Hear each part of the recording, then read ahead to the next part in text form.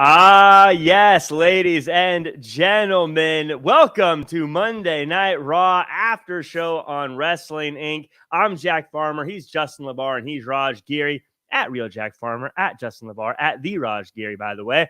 And we have a show for you. It's going to be good. We have some news I'm pretty sure is on everyone's minds right now, but it wouldn't be appropriate if I didn't start by first talking about how great HelloFresh is. It's time to spring into something delicious with a HelloFresh. Every week, you get fresh, pre-portioned ingredients and recipes delivered to your door. Get 16 free meals plus 3 free gifts with code INC16 at HelloFresh.com/INC16.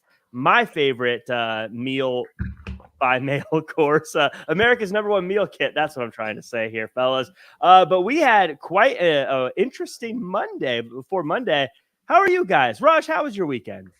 Mine was good. It's been my wife was out of town. She went out with a friend of hers to Arizona. They did a trip, so I had my daughters for the weekend, and it was a blast. Got to do a bunch of stuff.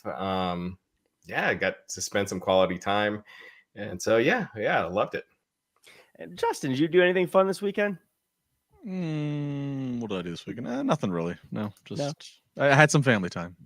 Oh, well, that's always good. That's a good time. Had some family time. Yeah, down. Keeping it chill weekend. Did some grilling. And got to have rest and relaxation and prep for next Saturday. I saw Wrestling Inc. was giving away a promo code via Twitter because next Saturday. Can see it on Fight TV. Spencer Slade, a LaBar guy, going up against a former LaBar guy, and Rhino at IWC Proving Ground. So just get myself pumped up, ready. I don't want to look into the crystal ball too much, but it feels like every time you get around a ring, Justin LaBar, something goes poorly for you. You get choke slammed or something like that. If people want to see you get beat up, they got to tune in this Saturday. No such thing's going to happen. Don't falsely advertise. Well, let's chat about some news coming up. What everyone has been thinking about and talking about. Ric Flair is returning to the ring. WWE Hall of Famer Ric Flair has confirmed he will be making his in-ring return for one final match on July 31st for Jim Crockett Promotions. The Nature Boy announced the news on Twitter by writing, "The rumors are true. I'm going to walk that aisle, style and profile one last time. July 31st, Nashville, Tennessee, Jim Crockett Promotions. I will prove once again that to be the man, you got to beat the man. Now we go to school." Woo! Ticks at RicFlairLastMatch.com. This was this is a big news, and obviously has a lot of people talking. Raj, I put him at #1 all time. He's coming back for one more match. How do you feel about that? I don't know. Given his health issues, and he's in his 70s, I personally don't like it. I'll probably watch it. It's looking like it's going to be Ric Flair and FTR against, I believe it's the Rock and Roll Express and Ricky the Dragon Steamboat. So Ricky Steamboat returning to the ring as well. I've mentioned on this podcast before, but I found this quote that a friend of mine wrote in my 1992 yearbook in high school, and he wrote, "I hope we be friends for even longer time. Flair will always rule, and I hope our kids see Flair wrestle." And my daughters now are old enough, and they can actually see Ric Flair wrestle live. So that is just insanely wild to me. But 30 years later, but yeah, it's I don't know, man. I'm sure it's a 6-man tag. He's going to be very safe. I think he's going to pick his spots, maybe do a couple bumps, but I'm sure they'll be really safe with him. Justin, is this now, of course, as Raj alluded to, the fear of the age and the health and things like that. Personally, I've always been a bit of a believer of it's his call. If he thinks he can go and everyone's okay with it, it's up to them. But at some level, is it at the very least kind of nice? It feels like he gets to kind of go out his own way, as opposed to, I think a match with Sting in TNA was his last actual match. No, I don't buy that. He had the perfect opportunity to go out as well as anybody can at a WrestleMania against Shawn Michaels. And now I understand, money has always been a little bit of a thing with the Nature Boy. He's got some, he doesn't got some. He's always going to live this lifestyle of the Nature Boy, whether the checking account matches, and so he ended up having other matches. But this just feels like just a big smash and grab job for a payday. What do you want to do when you see Ric Flair live at this point in 2022? You want to hear the music, you want to hear him and see him woo, you want to see him strut, hear him say some of the phrases. That's what you want. Who wants to see Ric Flair wrestle in a ring? And like Ross said, he'll probably be pretty well protected. It's 6-man tag. It's not like they're asking him to pull the load in a singles match. But who really wants to see that? And by the way, if his elderly counterpart is going to be 69-year-old Ricky Steamboat does not look 69. Ricky Steamboat, at least when I saw him a few years ago in person and he was doing a training seminar, he still looks in terrific shape and still moves very well. I don't know. I've seen the movie The Wrestler. I saw Randy the Ram go out there. I know age is just a number. I know age is all about how, it's not about what your age is. It's how you feel. It's not about your age. It's what you eat. It's not about your age. It's the age of the women you're hanging around. You can't fake the fact that he's 73 and he's had the health problems he's had in the last couple years. So he has a pacemaker. Yes. I mean, at what point do we, I don't know. Like Raj said, probably it's got that car crash mentality of curiosity where you, all right, can I tune in? I guess I see it, but I don't know. Yeah, Chris Cruz, former WCW announcer, is trying to get it shut down. He's writing to the Athletic Commission, or he actually already wrote to the Athletic Commission. So, well, if he's upset about it, he has. If he wants someone to blame for it, he can blame all the fans that chanted "Fight Forever." I mean, that's where it comes down to. We blame you. We blame you. Like the an fans. Edge promo. You said "Fight Forever," and here I am. I'm not gonna lie. If I was able to see it, I'd probably go see it. And guys, we're seeing your comments. We'll get to Sasha and Naomi here in a second. We're just letting everyone settle in. Yeah, we're waiting for everyone to settle in and find their seats before we get into the big talking point of the day. One of the big talking points I do want to cover real quick is Eric Bischoff and CM Punk. Speaking of Twitter melting down and everyone going crazy for what's getting posted up there, Eric Bischoff continued his jabs directed at CM Punk on the latest episode of 83 Weeks podcast after the two got into it this past week on Twitter. To add context to the story, Bischoff has been very critical of CM Punk since the former WWE champion made a comment about himself, Adam Cole, and Bryan Danielson's arrival in AEW being bigger than Hulk Hogan, Randy Savage, Scott Hall, and Kevin Nash in WCW. Bischoff said, I wasn't picking a fight. I was responding. Punk had some very edgy comments that I'm assuming were directed to me because they were in response to something Conrad and I said in a very interesting conversation about current wrestling. And then he went on to say, this is the big thing.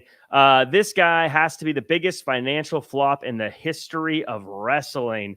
Now, wrestlers going back and forth on Twitter is nothing new, Raj. But my question to you is, does Eric Bischoff have a point? Is CM Punk the biggest financial flop in the history of wrestling? Well, of course not. I need to listen to what Bischoff was saying because it sounds like he was probably referring to TV ratings when he was talking about Dynamite, because I mean, right off the bat, CM Punk at All Out, that pay-per-view did over 200,000 buys.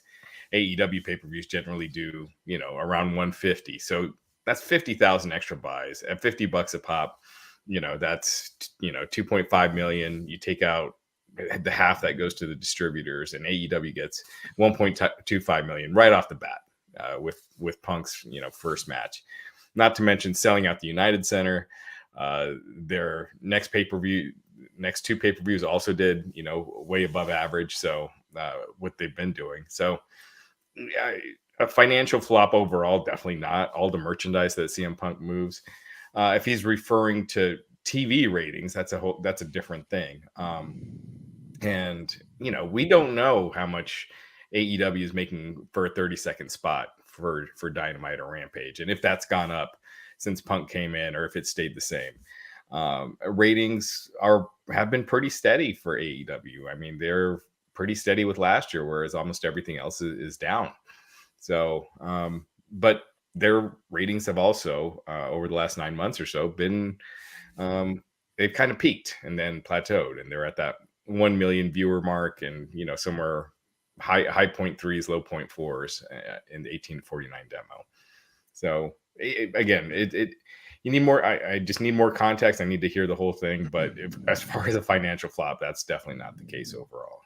He did go on to say it was primarily TV ratings, is what he was talking about. It was a very long quote, and I didn't want to be reading for the next 10 minutes. You guys can see it on Wrestling Inc. Yeah, go to Wrestling Inc. There's a lot more to it than that, but it's fun to just read the highlight of the biggest financial flop. But Justin, do you think Bischoff has a point here? I love watching people in wrestling argue on Twitter. It's one of my favorite things. But what do you think about this? There's no shortage of it for you.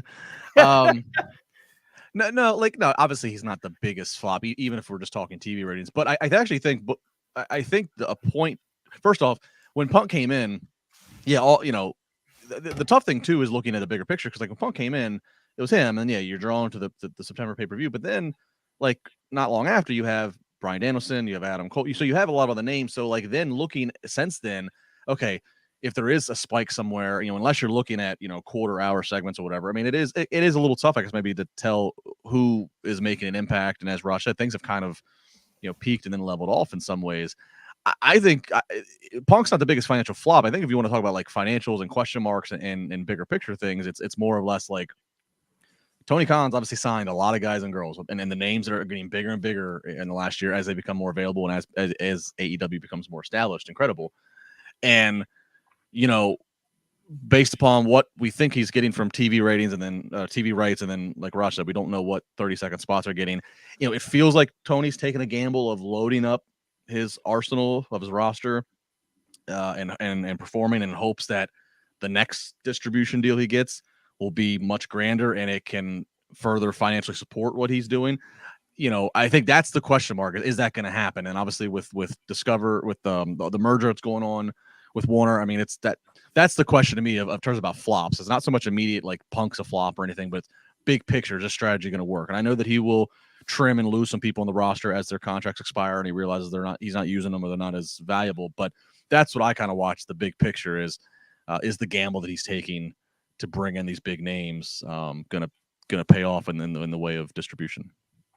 Yeah, I always thought of him with CM Punk, and I'm just kind of speculating here, but I always thought his real value was he added credibility to signing new people. I always think, I'm a Seattle Seahawks fan. I remember before they got Pete Carroll and Russell Wilson, no one wanted to sign with the Seahawks. They couldn't sign a free agent to save their life, but then they got those two, and suddenly now they can sign free agents. I thought where CM Punk's value may not be on a ledger anywhere, but I do think that when guys like Adam Cole's contract comes up, he goes, oh, okay, well, CM Punk's over there. And then that Bryan Danielson goes, oh, CM Punk's over there. That's a lot his value was. To a degree, but then the flip side of that, Jack, to play devil's advocate, the flip side is guys like Punk come in, and they all, Punk's on TV every week.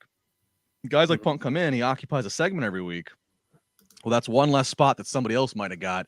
And so then when those talents, look at back when their 2-year deal, 3-year deal's up, and they're like, it's really gone down that some of these more veteran guys that come in, okay, maybe there's an opportunity somewhere else, WWE, Impact, whatever, and then it's the older guys that took that spot. With the older guys like Punk aren't going to be around forever. I mean, I'm sure they have a limit of how much they. So the flip side is that delicate balance, kind of like what MJF is playing into, whether it's work, shoot, or some combination. It's kind of that thing of like, I'm seeing all these other guys come in and getting all this money, and I'm way better than all them, and I'm getting paid way less.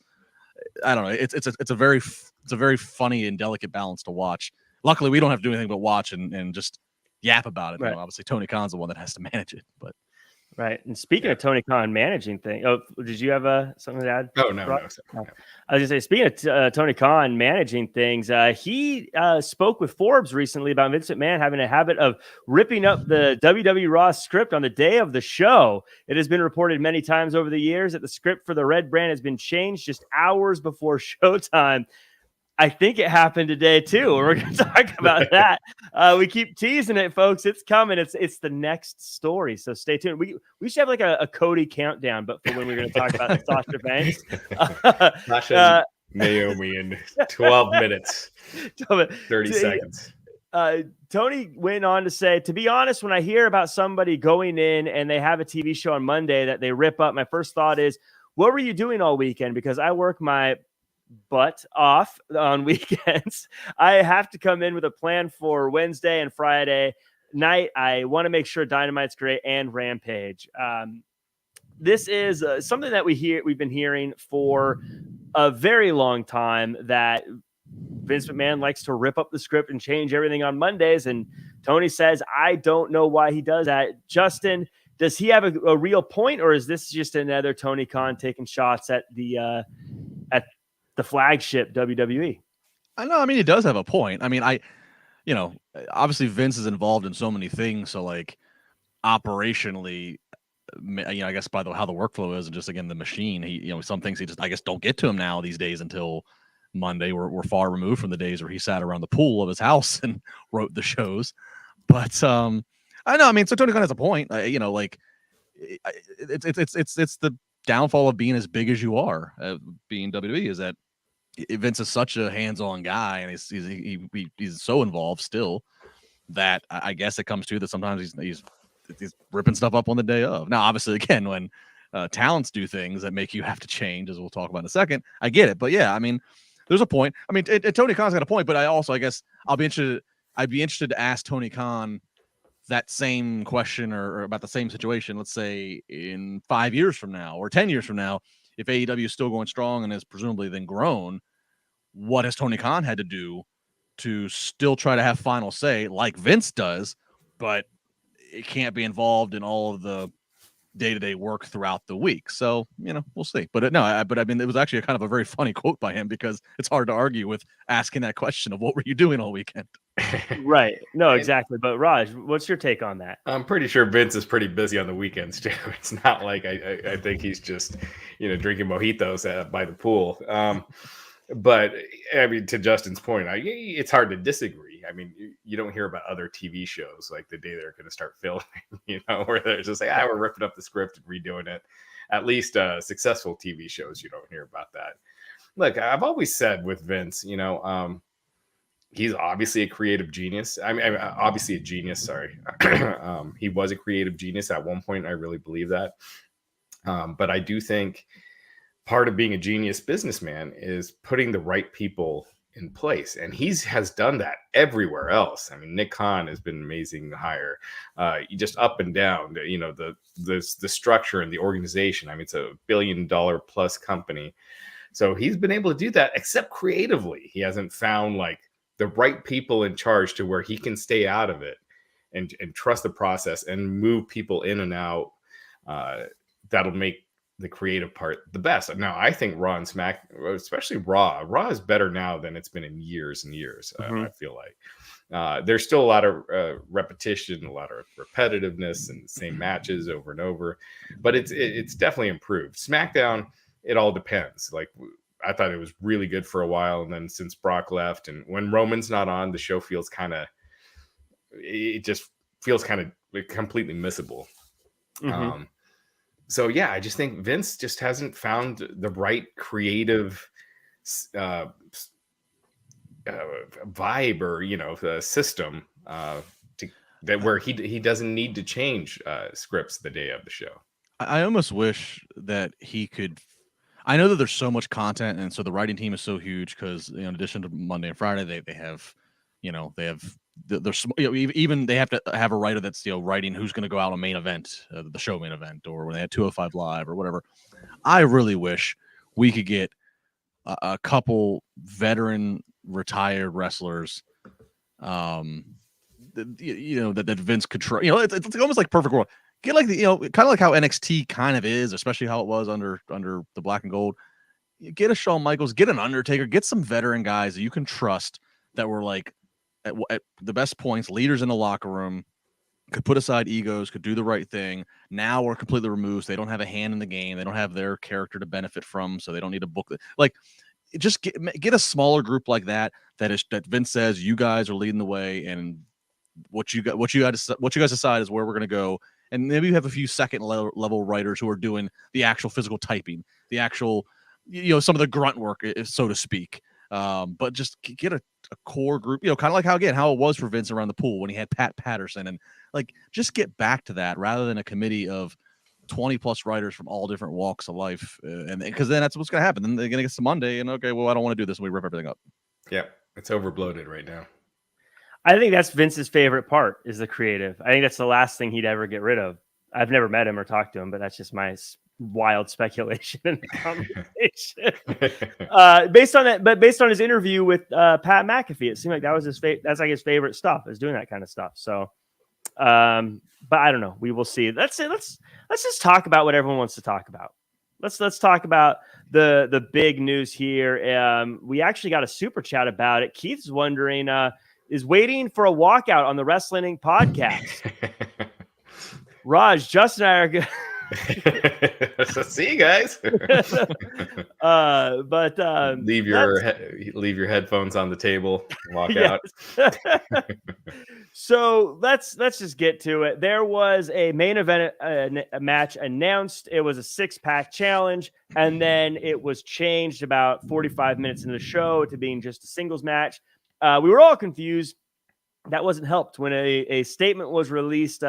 It was sent to a lot of different wrestling news sources from WWE. It said, when Sasha Banks and Naomi arrived at the arena this afternoon, they were informed of their participation in the main event of tonight's Monday Night Raw. During the broadcast, they walked into WWE Head of Talent Relations John Laurinaitis' office with their suitcases in hand, placed their tag team championship belts on the desk, and walked out. They claimed they weren't respected enough as tag team champions, and even though they had 8 hours to rehearse and construct their match, they claimed they were uncomfortable in the ring with 2 of their opponents, even though they had matches with those individuals in the past with no consequence. Monday Night Raw is a scripted live TV show whose characters are expected to perform the requirements of their contract. We regret we are unable to deliver as advertised tonight's main event. As of this moment, that is literally all I know. Now, everyone in the chat is saying Twitter's blowing up. I don't know if there's been more news that has come out, but that's it as far as I know. Raj, have you ever received a communication from WWE like this regarding people walking out? Well, they kind of did this when Austin walked out. You don't really hear about people walking out. Sasha and Bayley were upset when they had to drop the tag titles at WrestleMania years ago. And Sasha left the company for a little bit after that. Well, she did want to quit, but, they kind of worked with her into letting her get her head straight and, getting, just taking time off and cool off. So, yeah, I mean, this is, you just don't hear about this ever happening, and look, I don't see WWE releasing Sasha or Naomi, or maybe one of them to make an example, but I don't think they want it to seem like if you throw a fit or if you complain, you can get out of your contract. If you walk out, you can get out of your contract, because I can tell you, just looking in the past with WWE, when people have asked for their releases on Twitter, they usually don't get it. Whereas even when they're in, cutting mode. So I don't see them getting released. I think, I don't know what they do, because I mean, they can just freeze Sasha's contract. Because Naomi, I could see them giving her a second chance. This hasn't happened before. If Naomi says, look, I was just, sticking up for a friend, or, hanging it, just trying to be loyal, or whatever. I can see them giving her a second chance. I don't see them giving Sasha another chance, just because this has happened before. Now, or Justin, anytime soon. I can see eventually, but Justin, this is something that everyone is going to ask, so I have to ask it. Is there any chance that this is all just part of the show? Highly unlikely. I know it always has to remain like a 0.5% in wrestling. Cody Rhodes leaving AEW was a big work until he showed up at WrestleMania. Right. I'm sure there's others I could think of. That's just the most recent. But no, this doesn't nothing. And again, I go back to the same thing whenever people ask, does it work? What's the point? What did you just do? Because it was very obvious. It was very sloppy. They were advertising this 6-pack, and then the frantic Becky promo in the backstage to kind of veer the situation to course correct the situation. They were obviously feeding lines to Corey Graves, who was saying things like unprofessionally. Like, I mean, they were. It was obvious that they were handling this as it was going. And as Raj noted, for WWE to put a statement out like this, if they would have flashed this press release statement that they sent to us on the screen for Raw, yeah, okay, maybe then that's because now you're trying to make sure that everybody, TV audience and everybody, knows what's happening here. But that's not what this is. This is them sending to obviously sites like Wrestling Inc. who are going to cover this. And what's the point? There's no benefit. This just it looks crazy and sloppy. And it's obviously Sasha's been linked to incidents in the past of airing her grievances. And the tough thing for me is it's kind of a catch-22. On the one hand, it's like, as we just talked about a minute ago, Tony Khan's quote about Vince and scripts, and when we talk about bad creative or complacent creative, on the one hand, you're like, part of me wants to be like, well, good for Sasha for standing up and like, holding her ground and not just, but and like you think, oh, maybe that's going to kind of evoke some kind of change or whatever. But then on the other hand, the business person to me is like, no, like you're there, you're getting paid well, you have a job to do, and you do it. You can have your grievances and you can fight and scream or whatever behind closed doors with the boss if you have that rapport. But at the end of the day, when you walk out of that room in front of everybody else, in front of your peers, in front of the other fellow employees, you just need to play ball and do what you got to do. Now, I don't know. What's interesting too in that press release, it gives again more information than it normally ever would. It makes note about them having a complaint of performing with two people. Now, I believe last week they worked a tag match against Doudrop and Nikki ASH, if I remember. So, and those two obviously then ended up missing out on a main event and TV time tonight. So that's kind of interesting. So I mean, again, maybe if Sasha and Naomi almost got really injured or something, whether on TV or whether on a house show loop or something by said two individuals, I mean, maybe there's more to it that it puts more clarity on what Sasha and maybe by proxy Naomi were upset about. And again, maybe okay if they're worried about their health, that there's something there that needs to be. But at the end of the day, you just can't handle things this way, And so, like Raj said, I don't think they're going to release her. This is not the way to go about it. They're not going to do that because that's going to then set a bad precedent. But if this is the end of any favorable booking for Sasha Banks for as long as she's under contract, I wouldn't be shocked. Yeah, and I did hear from someone from WWE during the show tonight, and it's not at work. And from what I understand, there's some higher ups that are really pissed over this situation. Look, WWE they don't deliver on main events all the time and like matches on the show. That's not a big deal. So to put something like this out, they're obviously very upset and are basically trying to bury Naomi and Sasha a little bit. Do you think that means that they expect that Naomi and Sasha are going to do something publicly to, like, are they trying to get ahead of something by putting the statement out? Because that's what's very interesting to me is that they feel the need to address it in any way. But maybe this doesn't. I don't know. I don't really have an opinion on it one way. I feel like I don't know enough because like I don't know what they were being asked to do. I'm kind of with Justin in the sense that like when you sign a contract and you're getting paid all this money, it's to do what they tell you to do. But at the same time, I don't know what they said to do. If they said, hey, we want you to fall off a ladder through the announce table, and they say, no, that seems dangerous, then I'd go, well, yeah, you got to protect yourself. But at the same time, again, I don't really know what the situation is, so it's hard to really know. I don't know, but I went off the rails there for a second, Raj. But well, like again, I just think this is again a very unique situation. You don't ever hear of people wrestling on that show walking out. And again, the last time I could think of was Austin, and that was very real. And they talk about it to this day. Austin says he regrets it. It's one of his biggest regrets of his career, even though I do get where Austin was coming from by doing it. I wish people cared more about that with their wins and losses and their character. I feel like it would mean a lot more now. But that's the only other time I can think of the last time, at least with WWE. We do have a few chats in here. We got BM Williams 121511 saying This gives me very much Austin took his ball and went home vibes, which Raj, you just had mentioned there. Very curious to see as more information about this comes out. Because like I said, a little hard to judge. I feel like I don't really know. Well, I mean, and again, hopefully we will get more, whether it's this week or just in the grand scope of time. But like we know, the Austin thing was 20 years ago.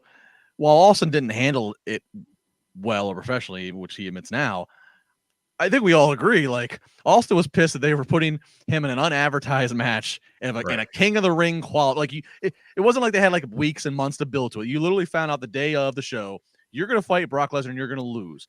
So it's not like they even had like some big build to get a pay-per-view buy or whatever. Like I'm sure Austin, if they would have built to it, he would have been willing to lose if there's some bigger money to be made. Like, so we all get like what it makes sense why Austin. We will have to find out more information on what Sasha was so up in arms about. If we can all go, okay, well, yeah, I get it. She acted unprofessional, but I get why. I don't know. Right. Yeah, Nathan Brooks also adds, I don't blame Sasha and Naomi for standing up. I would like to think one of them turned on each other, which now is dumb, honestly, since they won the titles. Little bit of speculation there, I think, since we don't really know what they were upset about. But yeah, because there was a report on Fightful that Naomi was actually supposed to win the match tonight. So that plays into what the press release by WWE says, which is, this wasn't about necessarily wins and losses of who's going over. The press release again acknowledges that Sasha and Naomi weren't comfortable with two. Like, so this goes deeper than wins and losses, apparently, of what they were not comfortable with. Perhaps, or Sasha didn't like how her loss was done. I mean, this is pure speculation, but it could have been how her loss was treated, because it was an elimination match, right? That's what a six pack would be, right? It's like a gauntlet, right? So maybe she didn't like how her creative was for the match. Well, if it's not respecting the tag team titles, maybe, I guess to Nathan's point, maybe it was one of them doing something nefarious to get the title shot or something. But again, I don't know. We'll see.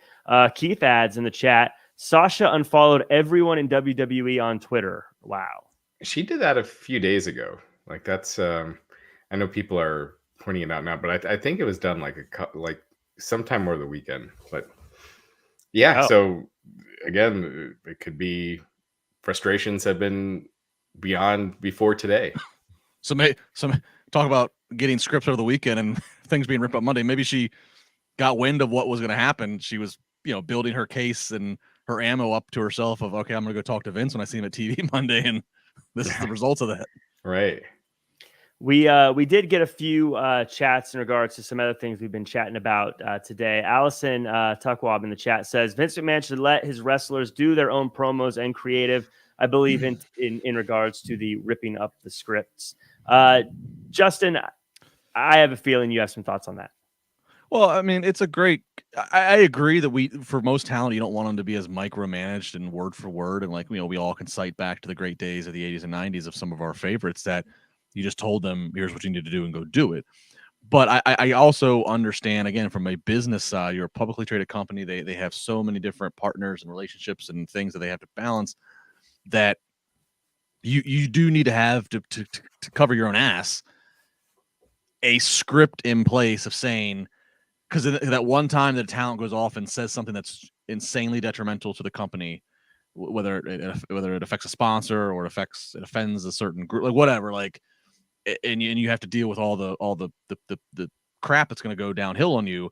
If you at least can say, look, we had a script that we told them to do and they went against it, versus you just saying, oh, we just told them to go do whatever. I get it. But there is a delicate balance. I don't think everything should be micromanaged to the point of it is for some talents, but you can't completely just be Wild West these days where it's just like, go say something. Yeah, once you're a publicly traded company, you can't just say things publicly. But Raj, you know more about that than I do. Well, yeah, I mean, I'd like to see them have more freedom on their promos for sure, because so much of the speak on WWE TV is just not natural, and I feel like it could be if the talents were given a little more freedom. And I look at someone like Cody, his promos I think are great, or Roman. They feel real, they feel authentic, and I think they have a lot of input in those. So I'd definitely like to see more of that. And then also Allison in the chat had a couple of questions for us. She had said, and do you guys know why? And is that true that Ric Flair is going out for another match? Yeah, Allison, we chatted about that at the beginning of the show. He is having another match, as he stated on Twitter. Ric Flair's lastmatch.com, I believe. Is where you can get tickets if you're interested. And then if that match doesn't go well, or like God forbid something happens, like somebody gets injured or somebody gets blown up, or like it just becomes like just a complete crap show. Like, is he gonna go? Are we gonna do this again? Get it right again? I mean, like what's happening? Yeah, it depends on how many tickets. I bet if it sells a lot of tickets, we might get last match round 2. Allison also asked a few questions. Speaking of last matches, in the chat, did they cancel TLC ladders and chairs? And then she respecifies here, WWE canceled TLC. Would you guys know WWE did that? Did they cancel TLC? They did, at least for now. That was the December pay-per-view. They got rid of it. Now they're doing day one. And yeah, they basically got rid of the December pay-per-view, which was TLC. I have a feeling at worst case they can just throw that into another pay-per-view if they need to. Yeah. But we also got a comment from Zook Enigma who says, as 2 black female champions, they deserve respect. Alluding to Sasha and Naomi. Well, I don't think it's a matter of whether they're. I mean, it's great that they're 2 black female champions. I don't think that's not the point here of what they're. I don't know. I don't think that has anything to do with what the problem is. Right. Yeah, and tell me was supposed to win that match, apparently, reportedly. So. Yeah, so I think we need to know a few more details before we get into the nitty gritty of that. But I'm sure those will come out one way or the other in the woodwork. As we continue on, we got a few more chats, but we'll save that till we're at the part of the show where they sort of fit in a little bit better. For now, something I think fits in really, really well is summer is coming and the sun is shining, shirts are off, and your balls are smooth. You heard that right. Your friends at Manscaped are here to make sure your beach balls are as smooth as Floridian sand. In summer, you want to kill some cold beers and barbecues, not kill the vibe with pubes peeking out of your swim trunks. That's why Manscaped has their Performance Package 4.0 to keep the party in your pants looking crisp and refreshing all summer long. Dive headfirst into summer by joining the 4 million men worldwide who trust Manscaped, and get ready for hot guys summer by going to manscaped.com for 20% off and free shipping with the code WINC20. Guys, we love Manscaped. It's one of our favorites. It's one of our favorite sponsors. I love my use them for everything, whether it be chapstick, whether it be shampoo and conditioner, body wash, and of course the Performance Package 4.0. But guys, tell everyone about how you guys keep trimmed up. I use all their products. I use the lawnmower. I also use the chapstick. I use the body wash, the shampoo and conditioner. Everything they have is just fantastic, and it's a quality product. I've been using it for years, and even on days when they're not a sponsor, I'll sometimes I'll mention it because I do actually use it, even when they're not an active sponsor. Yep, absolutely. Oh, you're Justin, muted. You're muted. There we go. All the stuff they have is awesome, but the king of it all is their lawnmower. The lawnmower 4.0, like that baby. Again, it's got the bright old light and everything. So I mean, like if you're in the shower or whatever, and I mean, unless you got like unless you're on like the surface of the sun lighting, your shower gets a little shadowy or dark, or whatever. Light does great. It's got the nice ceramic thing, so it's gonna reduce the chance of you blading yourself and juicing. It works well. It's waterproof, so that's really good. Like it does and like that's the king product for them. It is the damn lawnmower. So that's the thing. Like I don't know. It's where your balls will thank you. It's well worth the investment.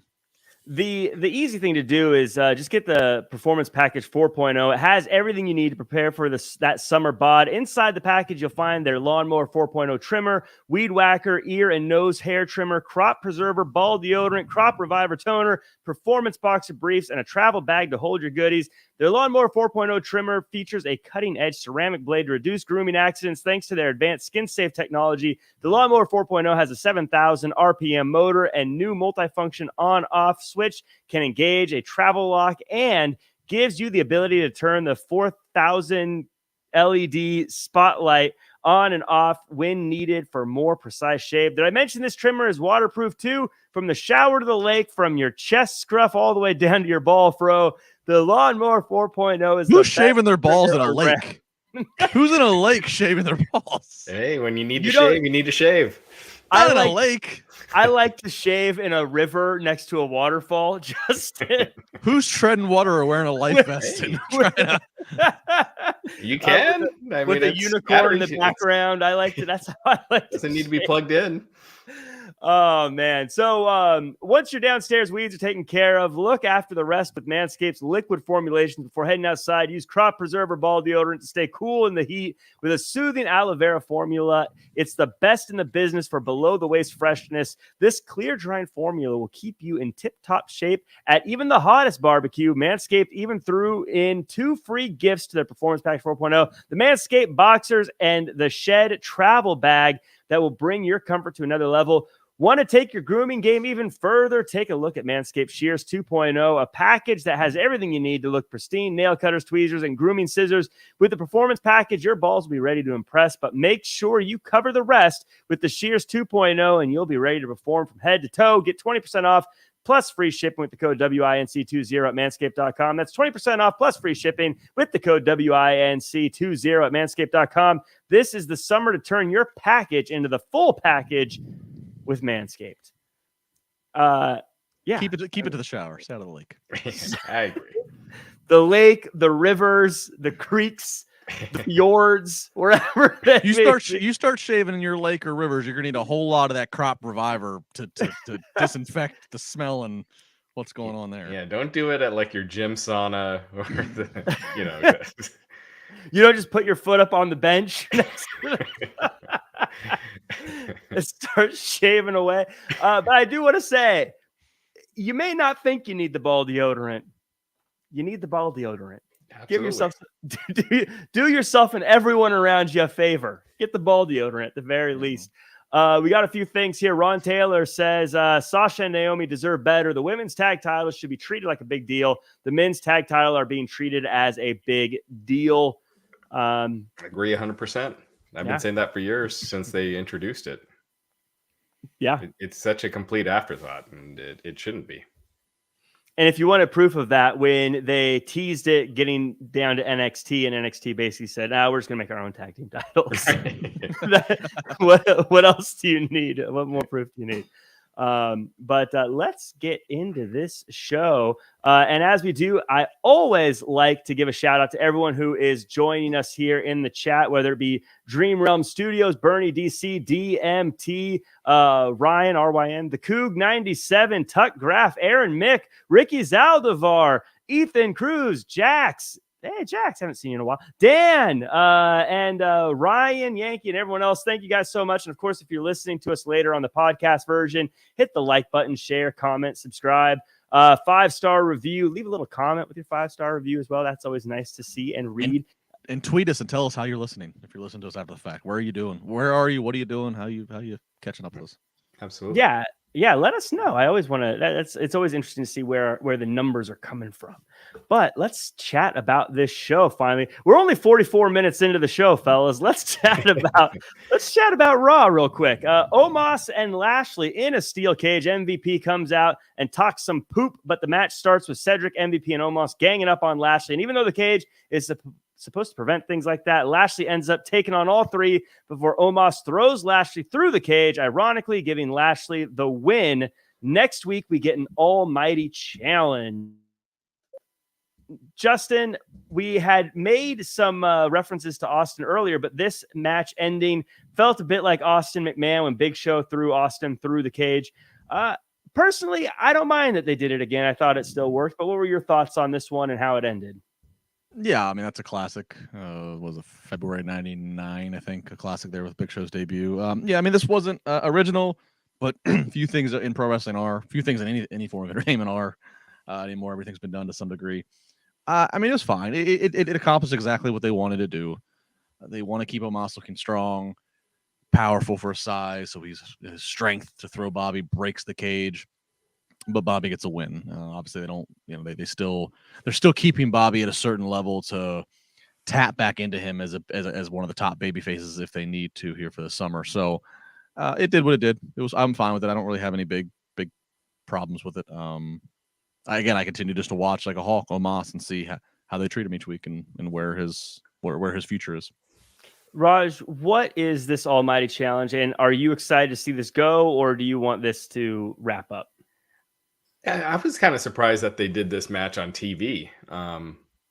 It just seems, I don't know. It just seems like, where do you go from here? Like you had the steel cage match is usually the blow off, and here it's just kind of continuing the feud. I mean, the ending. I loved it when they did it at St. Valentine's Day Massacre when it was Vince McMahon against Steve Austin, and Big Show came in under the ring and threw Austin out.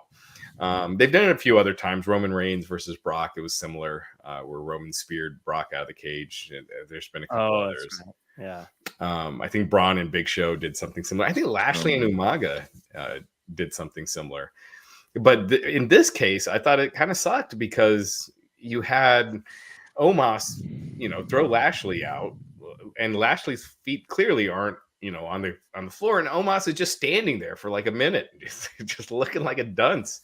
And it's like, go outside the ring, touch the floor, do something, or bring Lashley back, do something. Don't just stand there.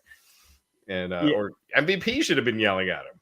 But yeah, I think Lashley thought he was already. I don't know. I think Lashley thought he was already out or something along those lines, and so he was waiting, and then realized, oh shoot, I gotta get my feet on the ground. Yeah, maybe he thought his feet were supposed to be on the ground. I don't know. Something seemed botched there, but it was an awkward ending, and even the announcement where they're like, despite the unique right ending of this match, the winner. It was just weird. I thought this, and it actually wasn't bad until that ending. They had Cedric in there doing a lot of the work, so that made it a lot better. But I thought the finish was really bad.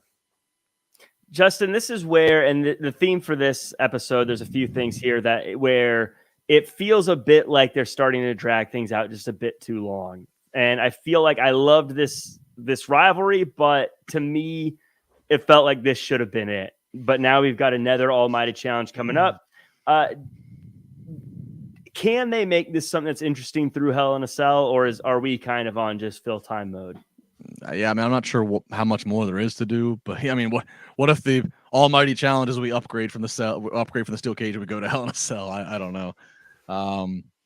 This is always a tricky time of year where things do, timelines of you're trying to get to a certain point. As we've noted as well, they're going to have 3 stadium shows coming soon. So it does feel like they have a checkpoint of time. All right, we got to keep Omos and Lashley going until this point. How can we fill the weeks?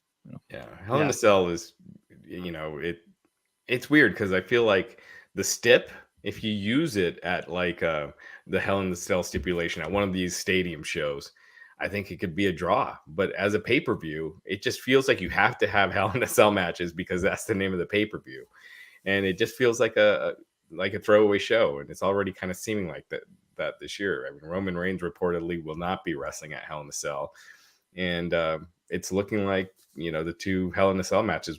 I mean, at least one is Cody and Seth was what was announced tonight, and who knows what the other, maybe RK Bro and the Usos in a return match, but after this Friday. But yeah, it's just we're kind of on a in a treadmill basically until we start getting to the stadium shows. Yeah, even if we knew every year they were going to do a Hell in a Cell match, if it was sort of floating at different pay-per-views, and when it felt natural, like this is the time you need to use it, it would seem like such a cool thing every time they did it. And it'd almost be like a I don't know, like a War Games where you wouldn't know it's coming, and then eventually it'd be like, Hell in a Cell. You're like, oh, it's happening. But when you see it coming, you're like, okay. Right. It's like, yeah, at the Hell in a Cell pay-per-view, I want you in Hell in a Cell. It's just not the same, same pizzazz. Yeah, it's like, I challenge you to the match that one of us has to have on this show, so may as well be us. We move on in the show. Maybe they should randomize it then. You have an event called Hell in a Cell, you make 6 matches, but you don't tell anybody which 2 is going to be Hell in a Cell until both competitors get in the ring and then the cell lowers. So it's all big guessing. It's like a lottery. That would actually be kind of cool. Lethal lottery. It's the 24/7 title and the cage comes to the Hell in a Cell. That would actually make sense because everybody's always running from each other. Man. They can't run. And then more and more people keep coming in, and it's like a clown car just filled with people. Anyways, that's why I would never be a good booker. That'd be my WrestleMania. We have Austin Theory and Ali in a U.S. title match, but no, we don't. Before we get in the title shot, Theory says to expect the unexpected, and Theory tells Ali that The Miz will be the special guest referee again, but Ali will be facing Veer. Veer gets his first real test, and we get a good back and forth before Theory and Miz mess things up for Ali, and Veer gets the win and a pretty cool selfie. The Mysterios then return and take out Veer. Raj, part of this felt super repetitive because we've seen Miz as the guest referee and all this other stuff. But the addition of Veer and sort of integrating him into this, I thought made this very interesting to watch. Yeah, I thought this was. I thought the whole segment was entertaining. I thought Veer and Ali actually worked well together.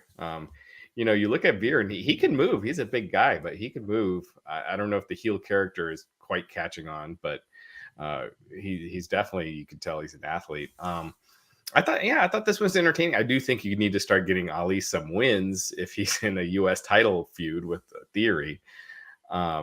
But outside of that, the match was actually more competitive than I thought it would be. I thought it would be pretty one-sided squash with Ali getting one hope spot.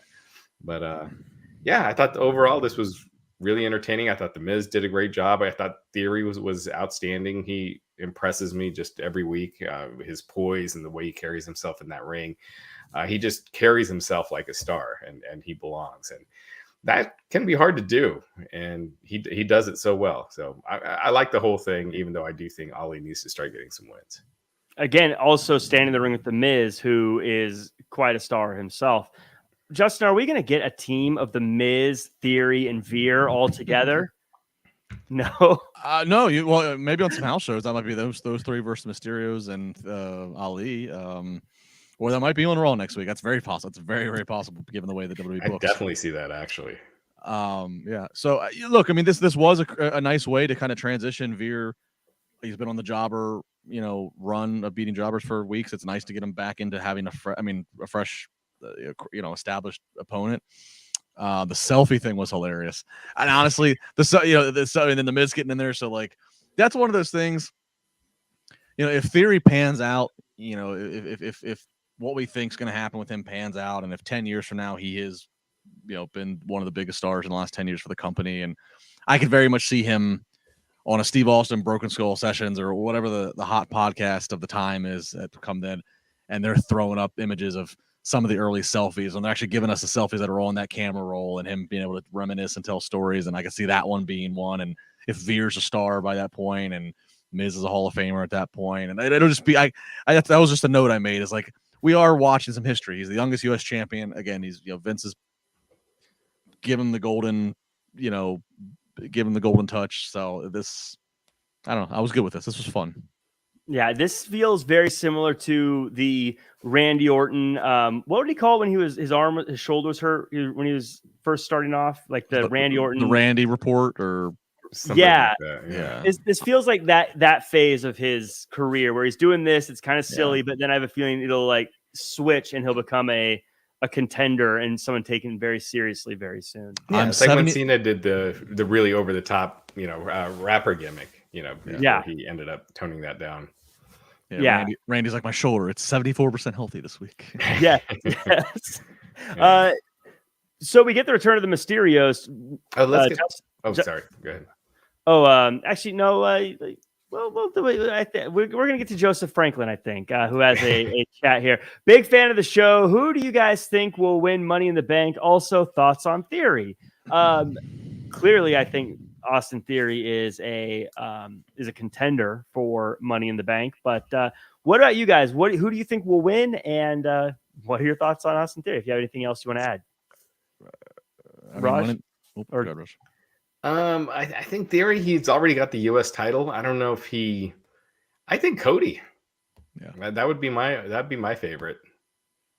It does seem almost foregone with him in the commercial and him talking about it's America's holiday and he's the American Nightmare and I don't know. I could see it being him. He seems like the slam dunk person to get it.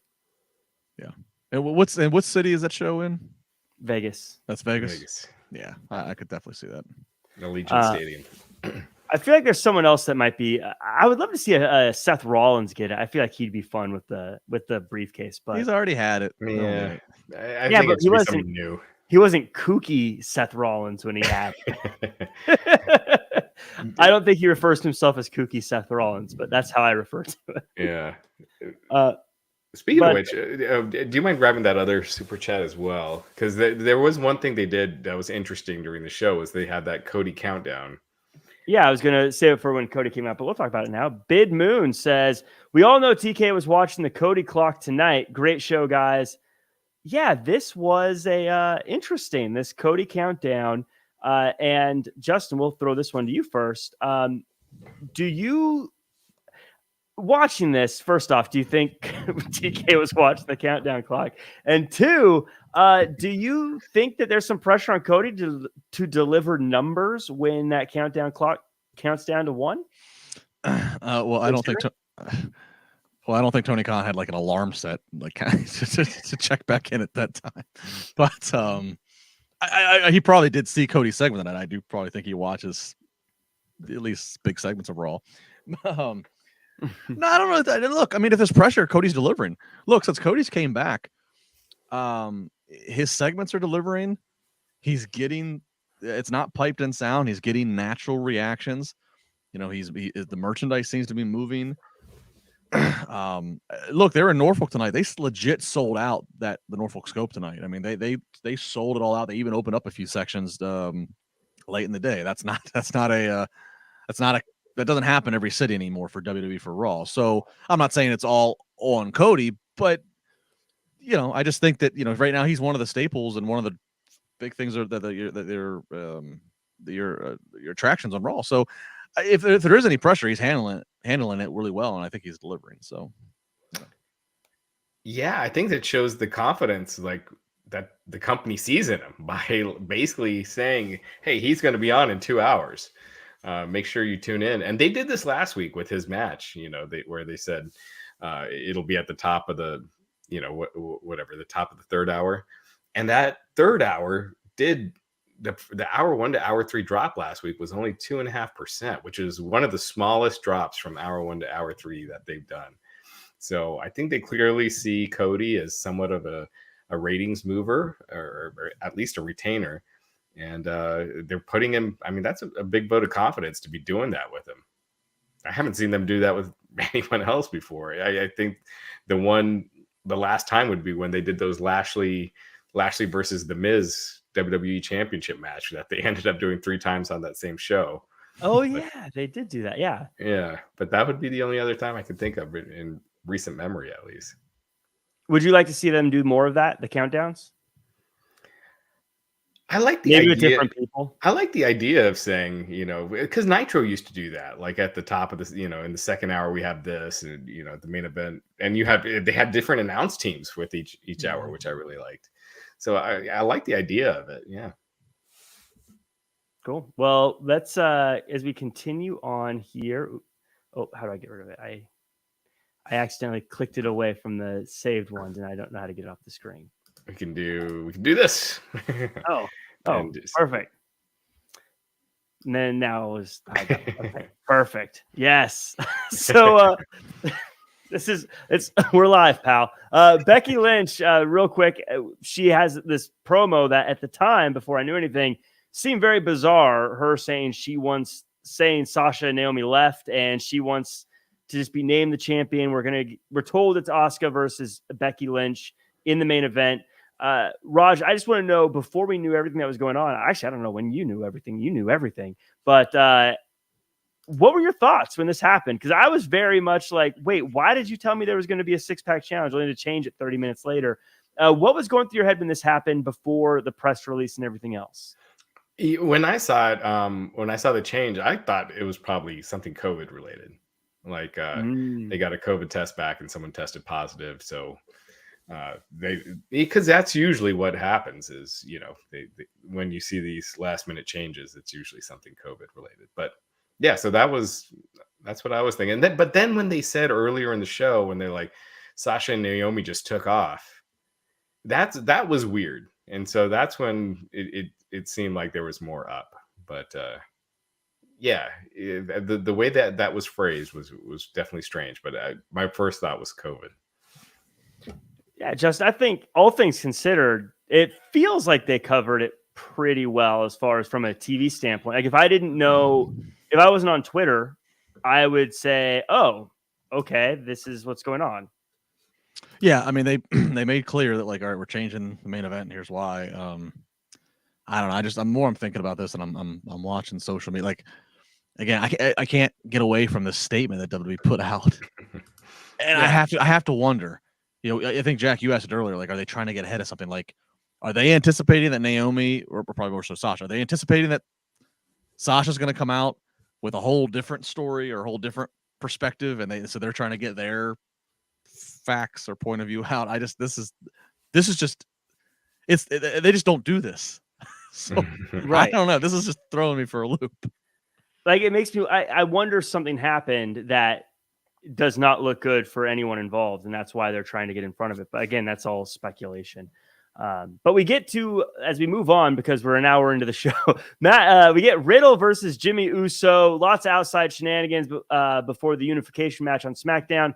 Orton's nowhere to be found, and Riddle takes on both the Usos. Jay gets ejected, and Riddle gets a roll-up win. Later in the night, we get some cool promos promoting the match on SmackDown. Raj, why wasn't Orton there? Is there a known reason for that, or just kind of a random? Yeah, I don't know. He was advertised as far as the local advertising and everything had him listed. So, don't know anything beyond that. Maybe it wasn't needed, so don't need to fly him out. It could be. I mean, he's got more of a limited schedule, so I'm sure they probably pick and choose his dates, especially right now where he's like doing 2 shows at the same time. That I'm sure they'll, if he says I want a certain Monday off, they're going to be more accommodating. Yeah, and in this run with RK Bro, he's had, I haven't kept count, but he's had a decent amount of Mondays where he just hasn't been there. Yeah. Like in RK Bro just continues on with Riddle just being there, and Riddle can just say my best friend Randy or my partner Randy, and like the train keeps moving. And then like to Raj's point, now that they have him also appearing on SmackDown too for the time being for the storyline, if he does have a certain amount of dates that are with where he's negotiated that he will do, if they feel they don't need to waste a date for him just to stand on the outside, when actually it looks even better for Riddle, the fact that Riddle, was kind of 2 against 1, having both Usos out there they had to deal with, and he still comes up with a victory. It kind of makes Riddle look, that much more whatever. So it's like kind of like, all right, well, let's not waste a date on Randy just standing out there when we can have him on TV this Friday. Speaking of him being out there a lot, RK Bro, they've dominated this pretty much handedly outside of, I think, Backlash. Is this the kiss of death for them in this unification match, Justin? Usually when a team dominates all the way through, once the titles are on the line, they fall short. Is that do we think that's what's going to happen? I kind of lean that way, especially because they're the tag team that everybody's now just kind of waiting for eventually for a split or for them to fight each other or whatever. So, I mean, yeah, if I had a bet, I would say the Usos take this, especially again, because bigger picture, them and the bloodline with Roman, it looks and sounds good that they win title unification. So yeah, I would lean that way. And James, you think they'll go through with it? The split or the unification? I mean, I guess I won't believe it until it happens, but I'd like to think that if we're following up with it at this point, that we're actually going to finally get it. I still have my doubts. We'll see. But yeah, if there is a winner, you got to think it's got to be the Usos. I don't think this is going to happen, but I saw some people say this to me. I had a response before we had this podcast where I shot them down at this. But unless somehow, like, I saw some people were like, "Oh, is this Naomi stuff going to trickle down to her husband, who's also, was one of the Usos?" I don't think so for a lot of reasons. But I mean, unless something crazy happens between now and Friday, where like there's like a huge uproar of problems, yeah, I think the Usos win this. Yeah. And James Smith in the chat with a super sticker. Thank you so much, James. Thank you. I think James was at the show because went on to say Cody and Seth Dark match was awesome. So I'm sure it was. And then actually James adds as super chat. Thank you, James. Seth and Cody Dark match was awesome. Thank you so much, James. I don't think those two can have a bad match. No. Or even an average match. They're just so good. Yeah, two of the best to be doing it right now. Judgment Day, they have a promo and they say they want you to join. And I think they're talking to you, Raj, specifically. No, it's very Dark Order-ish. Yes. So they're saying they're open to it was kind of interesting because they've been like, we hate all you people, but hey, some of you come join us. Very weird change in tactics there. But then Edge makes the pitch to AJ. Raj, this is making me feel like it's going to be Finn that joins. Yeah, I could see that, and I'd like to see Finn kind of permanently go back to the face paint and everything. I think he's kind of floundering without it. At the Judgment Day, I just can't get into it. There's just something lacking with it for me, and I just think, look, if you told me 3 months ago that Edge, Damian Priest, and Rhea Ripley were going to be in a faction, I'd be like, man, that sounds like the coolest thing ever. But by being in this group, this gimmick, it just feels just overly gimmicky. They don't feel like their true selves. Everything feels overly scripted. They don't sound natural when they're talking, and I'm just not getting into this faction right now. Their old self wasn't their true self. This is their true self. They've made that very clear. Right. Go ahead, Justin. No, I was just gonna say. I know I kind of get what Raj is saying. I buy more into Priest and Rhea in this role than I do Edge. Now I know Edge is supposed to be the veteran who like can do no wrong, and he started out, he was in the Brood, so he's got he's got magic in his roots. I know that's supposed to be a thing, but Priest and Rhea look more the part, and they walk and sound more the part, to where Edge does. He is the one where he sounds like he's really trying to read off a script and make me believe in this, which that's usually not how it's supposed to be. Usually the leader is like, well, we buy into him, but I'm not sure about these other guys. But no, right now it's the disciples that I'm saying, yeah, they look the part here. Do you think it's because I'm with you both, and I think, at least for me, it feels like both Rhea and Damian Priest have sort of grown into that, so it feels natural, where Edge just sort of flipped a switch and changed who he was. Damian Priest was going through the am I good or evil, and now he's obviously succumbed to the dark side. Rhea Ripley had partners that didn't work out, and she's now succumbed to the dark side, where Edge was like, hey, I want a match at WrestleMania. I'm evil. And that was it. And now I have magic as well. Well, I told you last week, Alexa Bliss got the she got the wire transfer the magic over to it actually would have been kind of, Jack, to your point, it kind of actually would have been better if they would have reversed this. If like Priest who's struggling, Rhea who's struggling, they're both Jekyll and Hyde. If they would have like kidnapped Edge and said, "We're gonna pull you to this dark side," and converted the legend, converted the Hall of Famer to go into this dark. I think that actually might have had more of effect, and at least would have made more sense than the way it's played out. But yeah, it's like all of a sudden I'm a vampire, Right. Even though we've been seeing you haven't been a vampire in 20 years, so it just feels forced. I'm not getting into it, and the vampire never leaves you. Yeah. You thought you knew him, but you never did. But you never did. Yeah. On this day, sorry, I can't help it. So we have a couple of segments here where Kevin Patrick is chatting with Liv, and she's mad about Rhea Ripley, but Los Lotharios want to kiss her. She says no. So the Bullet Club chases them off, and they have a match. and Liv accompanies them. They get the win. They too sweet at the end. Raj, are we going to get any? Could these guys be title contenders, or are one of them just going to turn on each other for Judgment Day? I know it looks to me like it's the mixed 6-man woman tag with Finn, AJ, and Liv against Rhea, Edge, and Damian. So that looks to be their immediate direction. I don't see Finn turning on them anytime soon, although I'd like to see it. I think it'd be great, but I just feel like you need someone with AJ right now in this feud. Justin, is it too late for Bullet Club stuff? Did they lose their opportunity here? Yeah, I think so. I mean, you can throw up the too sweet or whatever just to get a few people off here, but no, I would like to put this big six, put them in a Hell in a Cell.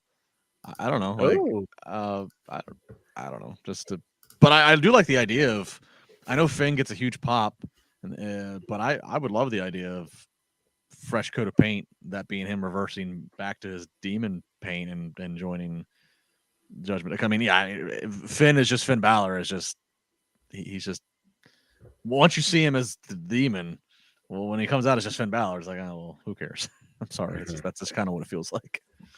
I think he's been stuck too long as Finn. Also, and since we know the demon's there, we're like, well, give us the demon. The demon's cool. Finn. Well, yeah, every meaningful match or thing he's ever done and won, he's been the demon. Like he never that's the problem with having that kind of a character is like if it always takes turning into the next level to the demon for you to like avenge your story, I lose all faith in you being, I lose all faith in Clark Kent.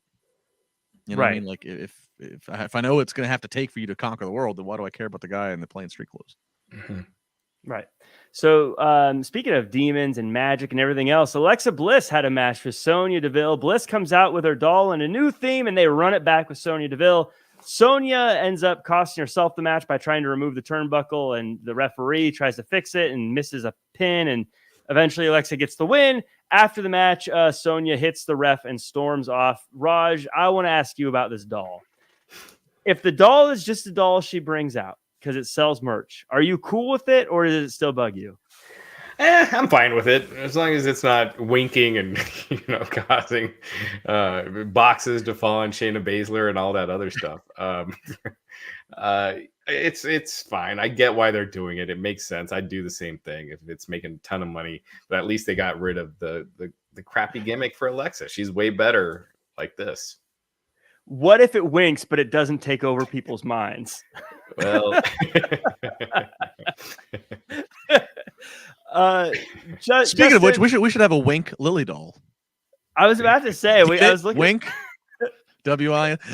Oh my goodness! Yeah, see, Raj, it's there. Branding. There we go. Somebody asked earlier about a podcast walkout. I'm walking out if by this time next week I'm not doing the podcast unless I have a Lily doll shipped to my house from Raj, so I can have it accompany me here on the podcast with a wink.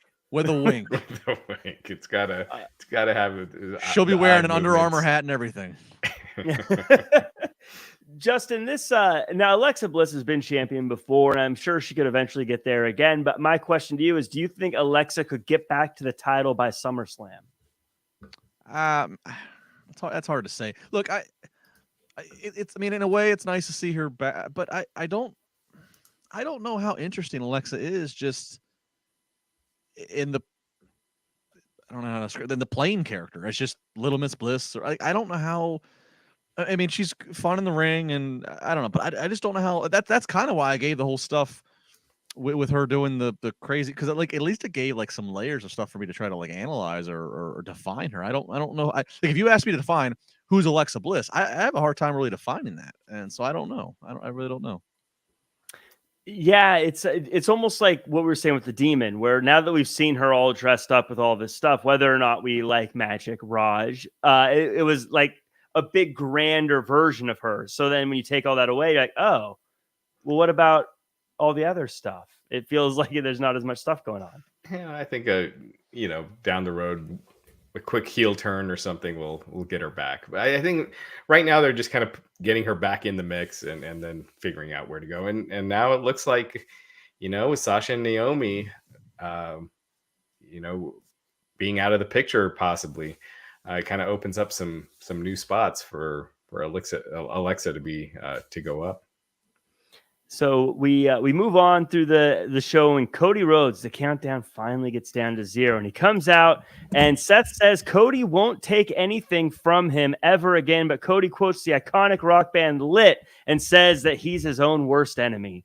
Then Cody says he was dead inside as Stardust, and that just broke my heart. But then he says he's going to embrace the nightmare and says that he wants to run it back, but this time inside Hell in a Cell, and that gives Video Seth the giggles.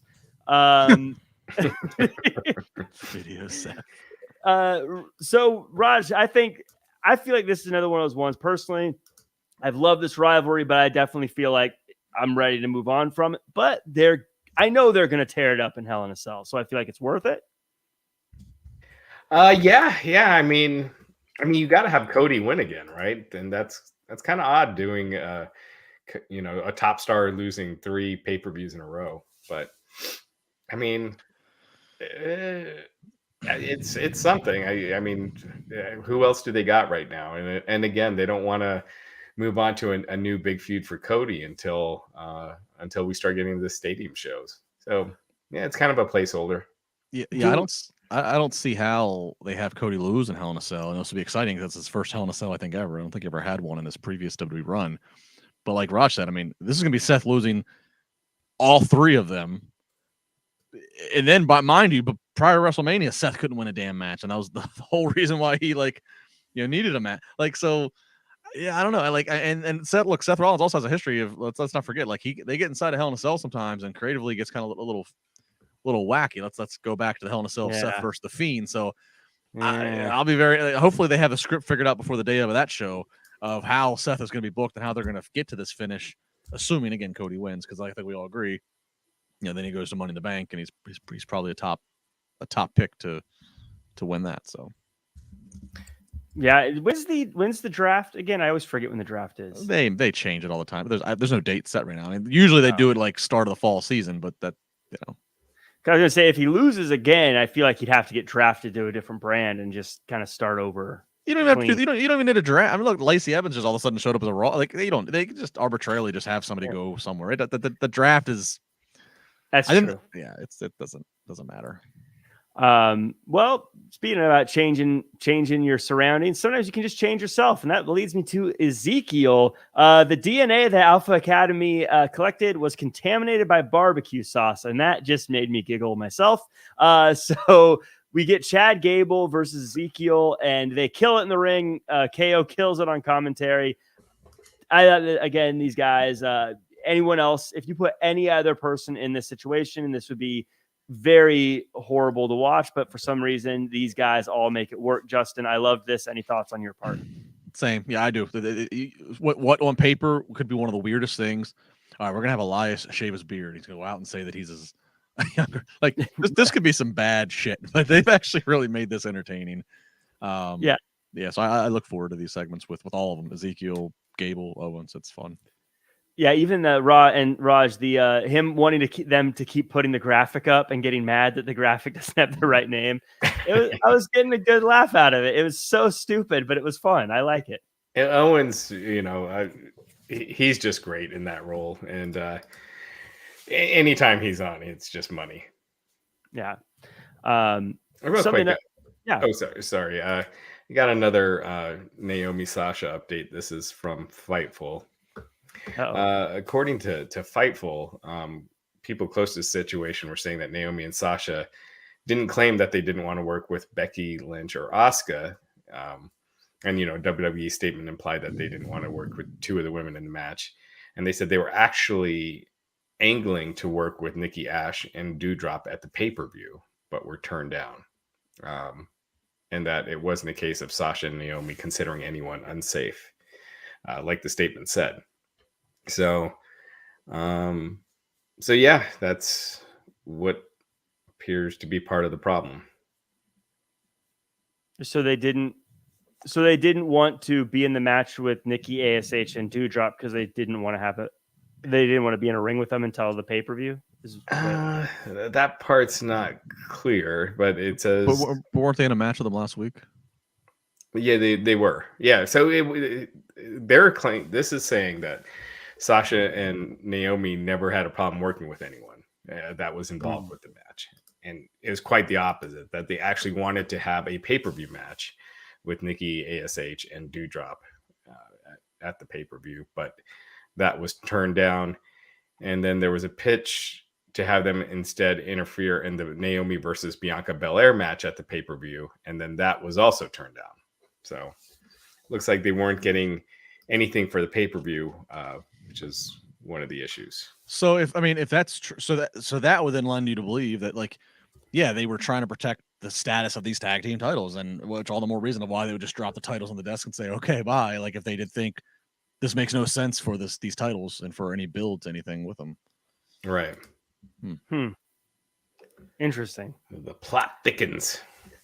It certainly does. Like I said, I'm sure I'm sure we'll hear their side of it at some point too, and that'll be interesting as well. Raj, can't you get that exclusive? Just call him up. Yeah, let me text him real quick. Yeah. So R-Truth is going around getting people divorced. Akira is his next victim. Then he chases off Dana Brooke, and Brooke runs into Carmella. Carmella, watch out if you want to keep your marriage together. R-Truth's divorcing people. But those two have some verbal barbs. They trade with each other, and Carmella agrees to help Truth get the title as long as she gets Dana Brooke. Justin, this was flimsy. I don't know why Carmella is so mad at Dana Brooke just because she bumps into her, but it's the 24/7 title. I just go with it. Anything to take away? Next. Raj, should Corey Graves be worried that R-Truth is so close to Carmella when R-Truth has just divorced 2 weddings or 2 married couples? I guess he should be. Didn't think about that. I'd be very concerned if I was Corey Graves. Like, get away from Carmella. You don't want that. Every person you talk to gets divorced, R-Truth.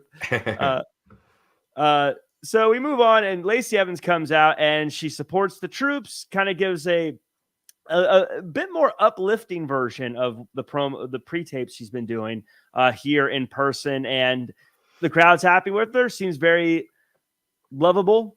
There were reports, at least maybe that I saw, that it seemed like they wanted her to be a jerk, but she seemed very likable here. We're bringing the pre-tapes to the ring, Raj. Anything new to bring? No, I got nothing. Yeah, no, it's I think I alluded to it last week. Like 1 minute she's the narcissistic Southern Belle, you nasties. Now all of a sudden she's Miss USA. It's Lex Luger. Like, give her the Lex Express. It's all over again. What's old is new. They really should, I think. I mean, I'm glad they're actually embracing her real history. I mean, that makes a lot more sense and maybe could turn into something.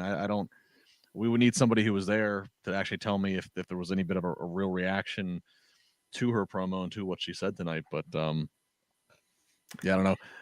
But by the way, WWE's Twitter, like just a minute ago, just tweeted the official statement on Sasha and Naomi. It's the same press release, but they just tweeted it now. So now they're tweeting. They want it out. They want it out. So Lacey, so with Lacey, she definitely didn't seem like a heel at all this week. Like, because that was one of the reports was that she's actually going to be heel on Raw. But it definitely didn't seem like it tonight. So I don't know if it's one of those things where she slowly turns or they change their mind. But I don't know. For right now, this character does seem like she should be a babyface. Was this, and again, me just trying to fill holes here, but do you think that this happened because they needed to fill time because of the change to the main event? Because she kind of just came out and said, I'm here to support the troops. And it wasn't really, and we can do it. It didn't really feel like there was like a story beat to it, but I don't know. It's possible. Yeah. Well, let's get to this main event. We got Becky versus Asuka, #1 contenders match. And, it's the main event we get, and it's I actually thought that outside of the shadow that was kind of hanging over it at this point, because at this point Twitter was abuzz and we all kind of knew something was going on. I thought this was actually pretty solid. I thought these two did really good, and we got an actual finish that ended with Asuka getting the win after she used the green mist, a favorite of mine. Asuka is the number one contender, Justin, and Jimmy says the collapse of Becky is complete. Yeah, I like this too. Asuka, I'm glad to see her back and coming right back and find herself back up in the title picture. And the collapse of Becky. That's interesting. Where they're gonna ultimately go with this, but yeah, for what it was, I mean, they didn't give them a ton of time. Again, I think we all know why. But it was fine. But you're right, shadow over top of this. This was definitely, you're watching this, but yeah, constantly just thinking like, oh man, we know this is the audible. We know this is Plan B.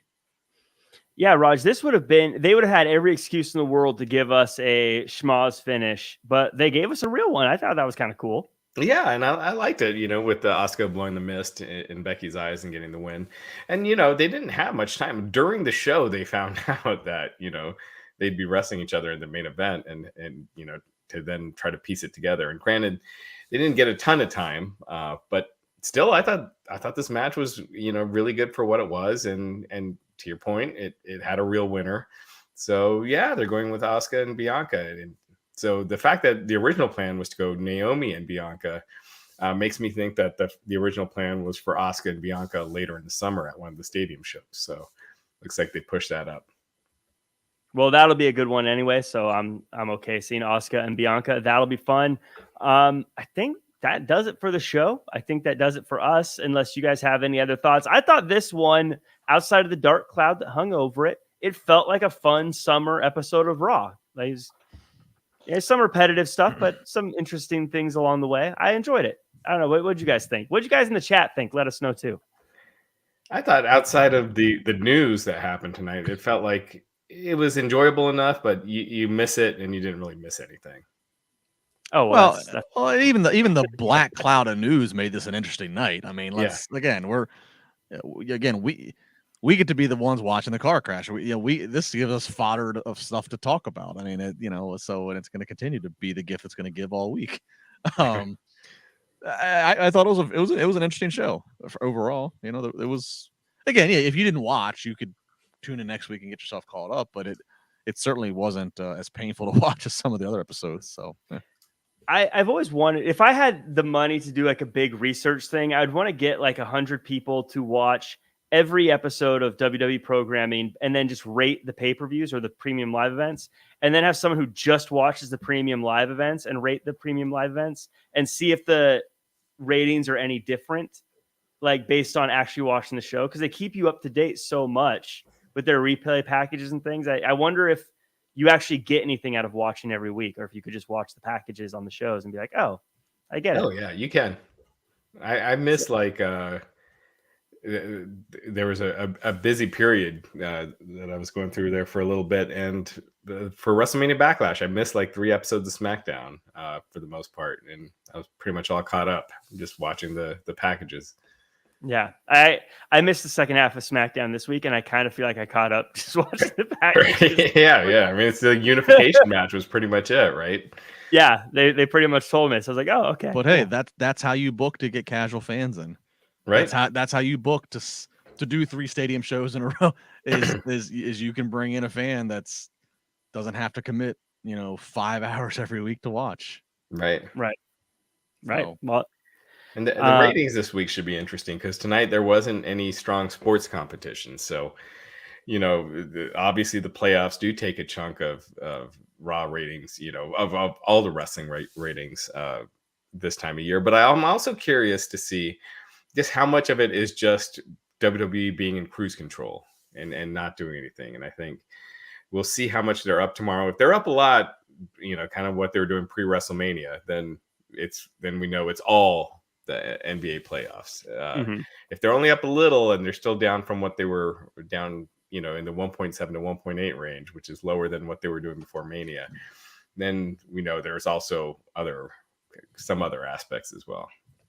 Well, I usually don't get too far into the ratings, but I'm very curious to see what the Cody segment does, since they literally had a countdown to him coming on. And I want to see if that actually got people to change over or tune in or do anything there. I'll be curious. probably will be the same as always, but yeah. So No, that's last what I week like. it worked last week, but that was also for a match, and this week it wasn't. Just for But promo. But yeah, I think that does it for us. I want to thank everyone in the chat. We got Travis Bickle, Bernie, DC, Fred, Wright, Baby, Ice, Night One, Tony, Kaname Karan. Let me know if I said that right. Sonny Sitar, Tutgraph, Y2J, Iron Meds, IP Soldier 301, and Stalking You _.